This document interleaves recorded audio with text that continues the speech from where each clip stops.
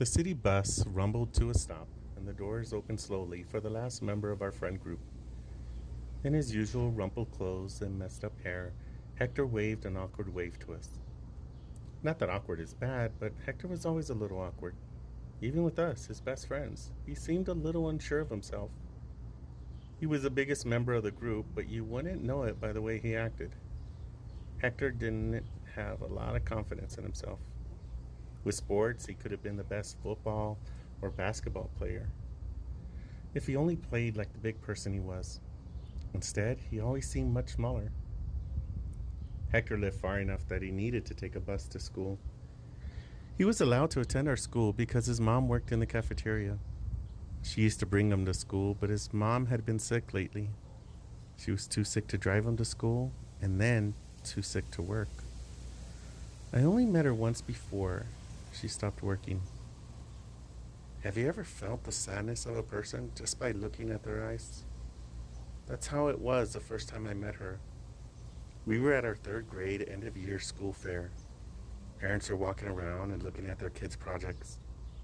Hector was so nervous to have her at school. Not that he was embarrassed of her, just nervous that something bad was going to happen. She was dressed pleasantly and was kind to everyone around her. There was just something wrong. She would smile while talking with you, but then she would stop smiling quickly when you walked away. She didn't talk a lot, and her eyes constantly drifted to something else. After the school fair ended that night, we were walking towards our car to leave. 5 parking spots away, Hector and his mom were standing by their own car. Hector's mom was leaning against the car door and staring at the ground. My dad unlocked our car doors and told us he'd be right back.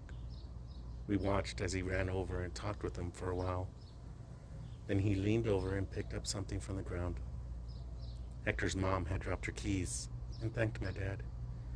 He made his way back to our car and started the engine. We drove in silence. After a few turns, I noticed Kayla make the sign of the cross while looking out the car window. "Is everything okay?" My dad asked her quietly. "Yeah, just want to pray for Hector's mom," she said. "She needs our prayers," my dad replied. I pretended to stare out the window the rest of the drive home. There was a lot I wanted to know about Hector's mom. Since my dad was a teacher, I thought he could possibly know what was going on with her. He never told us. I never asked. Sometimes we don't ask questions because we're afraid of hearing the answer. I pushed the memory back to enjoy the day with my friends. "First day of the last year in elementary," Hector said happily. "Let's go," cried out Ruben. It was this familiar comment when we played Fortnite or any other game, really. Now that the 4 of us were all together, we felt ready for the first day of school. This was the last year of elementary school, and we would be the rulers of the school, besides the teachers. We were all constantly talking over each other all the way to school. Our conversations were all positive and with confidence about how great the school year would be for us. When we reached the school courtyard, kids were running everywhere. Friends were talking about their summer and which classes they had together. We could see parents saying goodbyes to kindergarten students with tears in their eyes.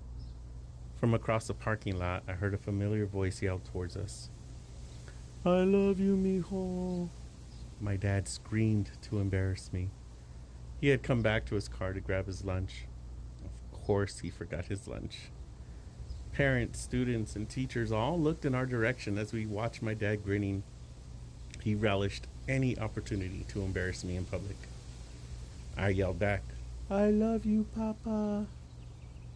There must have been 40 or so kids standing around the steps to the front door of the school. They all turned to stare at me. Our group just started laughing. As we walked through the double doors into the main hallway, I thought I heard a chirping sound to my left. Turning to the direction of the high-pitched sound, I saw a sparrow.